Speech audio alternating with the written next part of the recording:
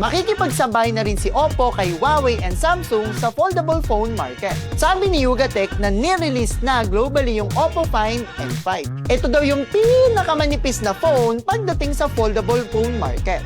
According pa sa CNBC, yung starting price daw ay nasa $1,867.70 which is 107,899.70 pesos dito sa Pilipinas. Wow, ang ganda rin ng presyo. Anyway, kapag naka-fold yung phone na ito, nasa 8.93mm thick. At kapag naka-unfold naman ito ay only 4.21mm thin. Of course, maraming Google AI features ang Find N5.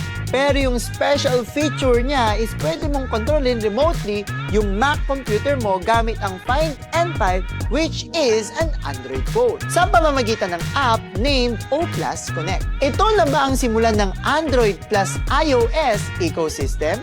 Ikaw, ano masasabi mo? Comment your thoughts sa comment section.